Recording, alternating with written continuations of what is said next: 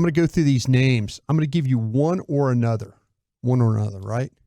And you're going to tell me this guy needs to be a difference maker on this football team this year, the Cowboys football team. I'll start with you, Chief. Okay. Gallup or Gilmore? Which guy needs to be a difference maker? You pick one or the other. Gallup or Gilmore? Ooh, I would go Gallup, man. I really would. I think if Gallup is a stud, I know I got a beast in CeeDee Lamb. I know I got a really dang good number 2 wide receiver in Brandon Cooks. If Gallup is going to be a difference maker as your third wide receiver, I think your offense could be pretty dang special. I think with or without Gilmore, your defense is going to find a way to be really, really good. So I would say Michael Gallup for sure. How about you, Wooly? Gallup or Gilmore? You need this guy to be a difference maker. I think I would go Gallup as well, because I think that if he's confident, him and Dak do have a really good rapport with one another. We got to see the rapport between him and Brandon Cooks. I don't think there's going to be an issue. But you had, at times, this offense stalled. I think Michael Gallup can step up and be a red zone help for you. There's a variety of areas I think he can really help this offense if he's able to do it. I think both clearly important, but if I have to pick between the two, I feel a little bit better about the depth at corner right now than I do receiver. That's interesting. I see it as Gilmore, because after Gilmore, I don't have guys on the outside that I can really rely on. I think if Gallup just has an average year, a sufficient year, Cooks could be really good. And if you can get great play at 2 different corners along with everything else this defense has, I think it could allow it to go to the next level.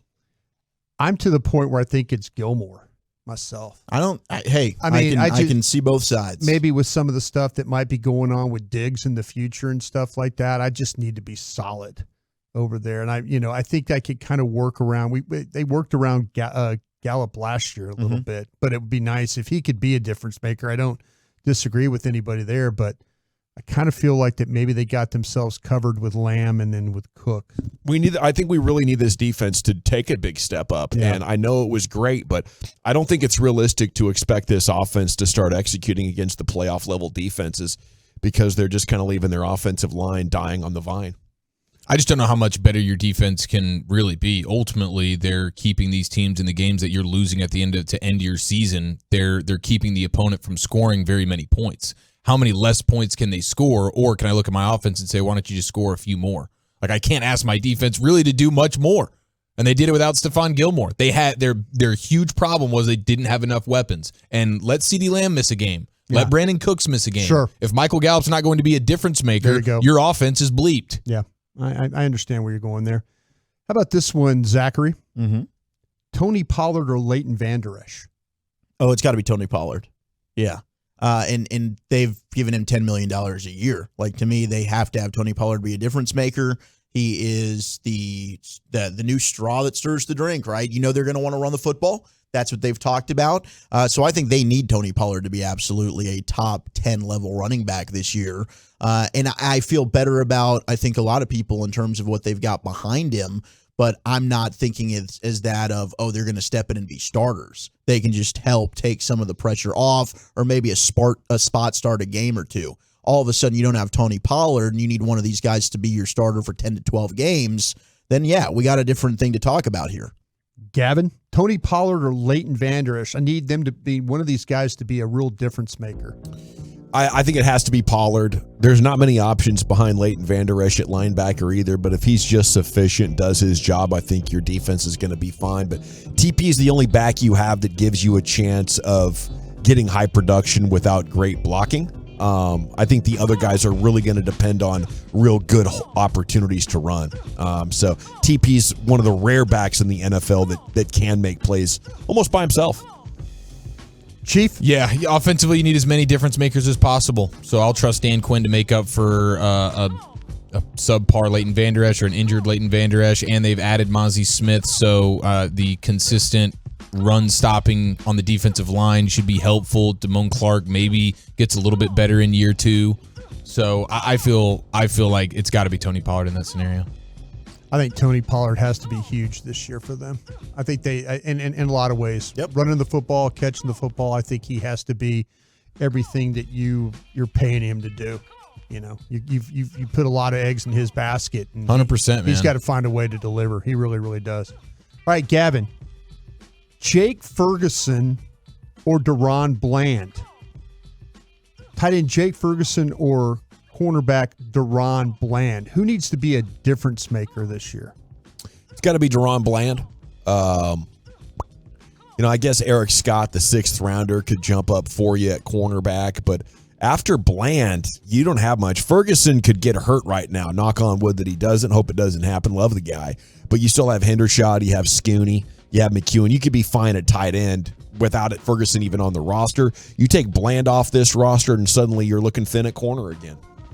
So I think outside of having a quarterback that is a huge threat to run the football, I think having a difference-making tight end is a great advantage for any team, any offense.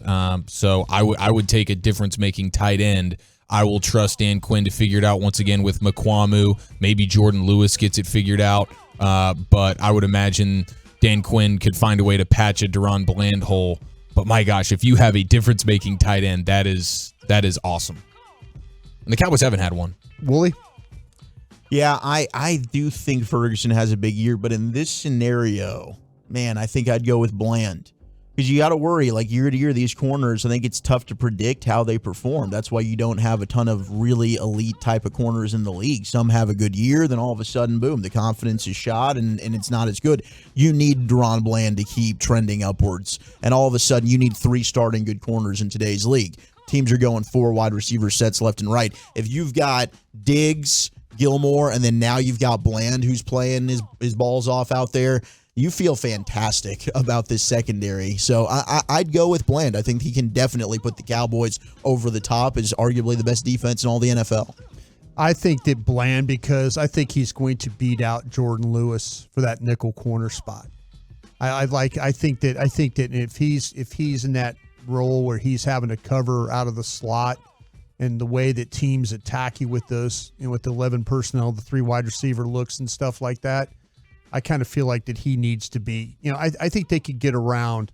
I think Hendershot, Scooney, they can make up for anything that Ferguson might not be able to do. But I don't know. I think you guys are all right about Bland and what he potentially, but you're, with the tight end situation. I just think having a difference-making tight end, for the sake of the conversation, in this hypothetical, Jake Ferguson's a quote-unquote difference maker. I will take a difference-making tight end. I don't know if Ferguson's the better of the tight ends. I don't know if he's the best of the tight ends here.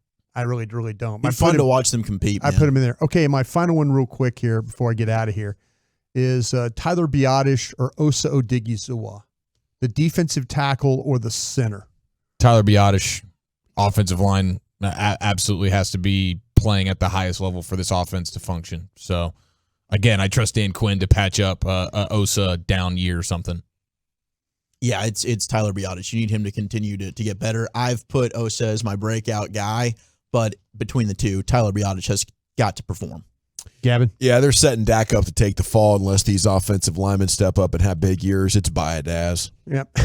I'll say Biadasz too. Thank you, gentlemen, for playing along with me. There you go. Brian Biadasz, former NFL scout, Cowboys scout, NFL executive, Emmy Award-winning media member, and the #1 influencer on Cowboys social media. He's at Brian Biadasz on Twitter. Krusty's Corner every afternoon here in the nation.